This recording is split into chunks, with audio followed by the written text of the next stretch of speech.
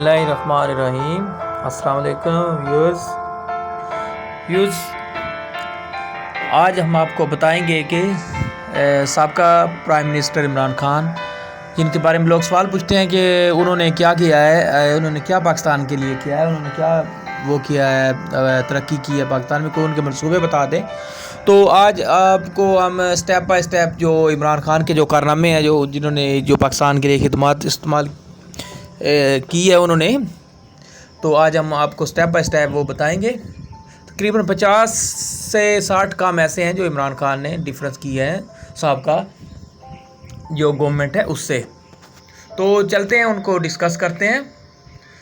اگر اب کوئی پوچھے تو بلا جھجک آپ نے یہ عمران خان کی کارکردگی جو بتا دینی ہے جو 3.5 سال میں انہوں نے کام کیے ہیں۔ اچھا، نمبر 1، عمران خان نے احساس کفالت پروگرام کا آغاز کیا۔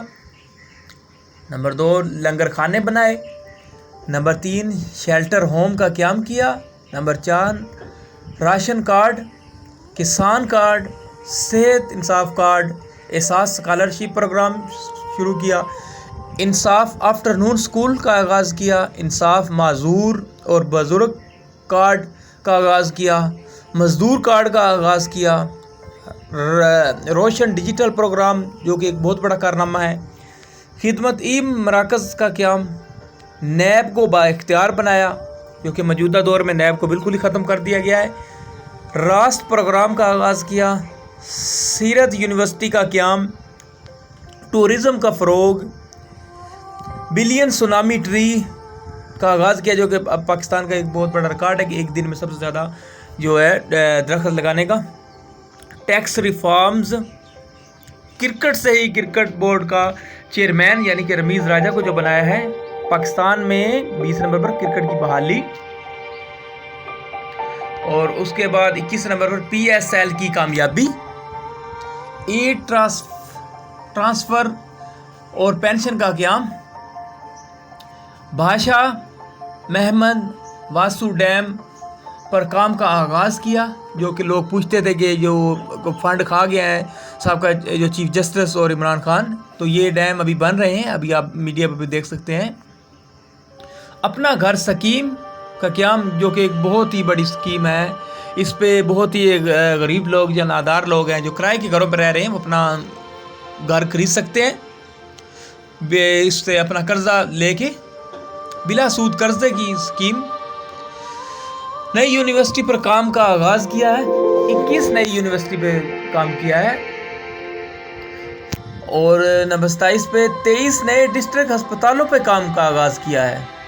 پاکستان سٹیزن پورٹل کا قیام۔ رحمت للعالمین اتھارٹی کا قیام۔ ہر فورم پر حرمت رسول پر آواز اٹھانا۔ پی آئی اے، پی ٹی وی اور این ایچ اے کو منافع بخش ادارہ بنانا۔ 21 نئی یونیورسٹیوں پہ کام کا آغاز، 23 نئی ڈسٹرکٹ ہسپتالوں پہ کام کا آغاز کیا۔ پاکستان سٹیزن پورٹل کا قیام۔ ہر فورم پر حرمت رسول صلی اللہ علیہ وسلم کی آواز اٹھانا۔ زمینوں کی ڈیجیٹلائزیشن کرانا، جو کہ پٹواری حضرات جو کہ لوگوں کو لوٹتے تھے، جو کہ ناجائز قبضے لوگ کر لیتے تھے، اپنے نام کروا لیتے تھے فردیں اس طرح کی، تو یہ زمینوں کو ڈیجیٹلائز کرا دیا ہے۔ دنیا کی 11ویں بڑی آئل ریفائنری کا قیام، یہ بھی عمران خان کے کارناموں میں ہے۔ خیبر کے پی کے میں یتیم خانے اور اولڈ ہوم کا قیام۔ سری لنکا کے مسلمانوں کو مرنے کے بعد جلائے جانے کے خلاف آواز اٹھائی، جو کہ سری لنکا کے مسلمانوں کو مرنے کے بعد کرونا کی وجہ سے کیا کر دیا جاتا تھا، ان کو جلا دیا جاتا تھا، تو عمران خان نے یہ آواز اٹھائی اور اس سلسلے کو بند بھی کروایا۔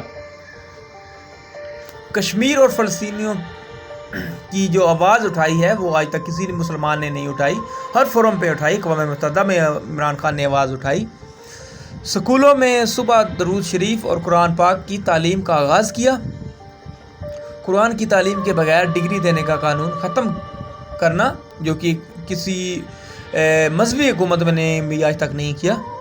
یکساں نظام تعلیم کو لاگو کرنے کی کوشش کرنا، انہوں نے اپنی پوری کوشش کی کہ پرائمری حصے تک تو انہوں نے یکساں نظام تعلیم کو رائج کر دیا تھا، اور وہ ایک ہی تعلیم کے خواہاں تھے کہ امیر اور غریب ایک ہی سلیبس کو پڑھ سکے۔